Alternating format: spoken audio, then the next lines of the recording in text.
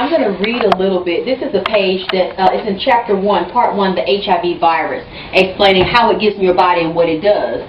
She's explaining, Dr. Clark is explaining about benzene. She said benzene is a solvent. It is an extremely toxic solvent. We would not expect to find benzene anywhere in our environment. It is even monitored in gasoline. It is prohibited in dry cleaning fluids and rubber cement. How could it be present in your body? What is a solvent? A solvent is a substance that can dissolve grease. There are many solvents used in industries, but none dissolves grease as fast as benzene. The living body is made of greases. Fats and oils make the brain and spinal cord and nerves and the protective covering of every living cell. Different toxins accumulate in different organs. This is called organotropism. If you accidentally drink some wood alcohol, which is another solvent, it goes to your pancreas first. This organ makes your insulin and regulates your blood sugar.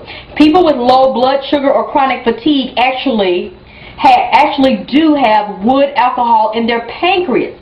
How did they get it? Wood alcohol is a pollutant in carbonated beverages. Did you hear that? Soft drinks, carbonated beverages, artificial sweeteners like Sweet and Low, Equal, and in many other foods. At first your body can detoxify. This is when your body is young and strong like a child. But as you keep drinking the wood alcohol, the pancreas wears out. The wood alcohol begins to pile up there in the pancreas and actually does a lot of damage. It does a lot of harm. It weakens the pancreas.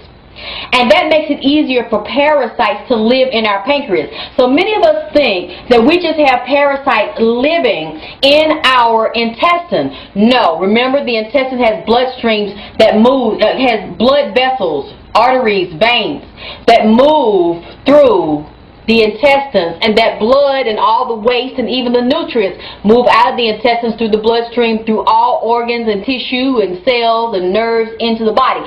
That's how worms, parasites are spread, as well as kissing and bodily fluids and sexual contact without using condoms. So it's important for us to know these things and then actually start cleaning up our body, cleaning up our environment. And going back to this Granny Smith apple again, you know, it really pisses me off that I bought an apple from the grocery store that is supposed to be natural, healthy, raw, fresh food. This is about 6 months old, as I said. Now, it feels a little bit tough. It feels a little bit rubbery, but it's still intact. If this is still solid in 6 months and I eat this, what is it going to do to my body?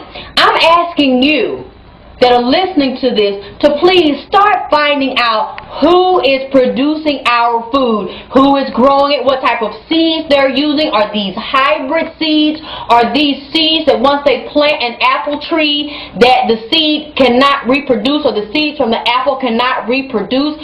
Are these genetically modified foods that we're eating? I mean, they probably juice this thing up on some formaldehyde. So you can imagine when we're put in the ground and we're embalmed, that's probably why a lot of us are really not deteriorating like we used to deteriorate once they put us in the ground, because we're eating foods that are not deteriorating inside of us. I mean, this thing has been sitting, it was hot, it was summertime, and now it's cold. It's sitting there on my countertop, and it's like if you just let me just hit this thing somewhere. Just watch this. Do you see this?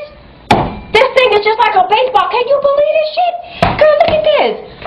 And look inside of there. It's not, can you see this? It's not even rotted. This thing is still intact, and there's still some juice. And juicy. The seeds are still intact. And it looks like there's a little fungus growing inside of it. There's a little fungus. Do you believe this? Hot mess. Girl, and that just makes me wonder, when we're getting foods out of the grocery store, how old are they? Well, you had the problem with the greens, with the collards and the mold. Yeah, but I got in their ass like that shit tonight, because I went and got a whole new bunch. And I said, partners, wait, which one of y'all work in the produce department? Look at here. Come here for a minute. You see this right here? That's what you want to give me? You want us to eat this shit? Well, ma'am, I didn't know. I said, well, you gonna know now. And I just started just taking all the collard greens and just taking them apart. I said, y'all got this shit wrapped up pretty on the outside, but then you spread it over all up in the ass of the collard green rotting out. Ass bleeding and falling all out and broke all up and shit. Y'all supposed to buy this shit here. And he said, you know what, ma'am? Just go on. Just make you a bunch. Just take them all out and put them back together again. I said, okay. And I had to do that. That's what took me so long tonight, because I got some more fresh food to do the fruit show. But I'm like, y'all can't be doing this. You know, y'all can't sell this shit to people and expect us to eat this. And you know what? I bet that's why we're having a lot of problems. Do you see this girl this time? You see them bubbles popping up out that motherfucker right there? Girl, bubbles is coming up out this thing. Got gas. It's frizzing like that and fizzing all up like that. Imagine. Girl, and it's like, what are we doing?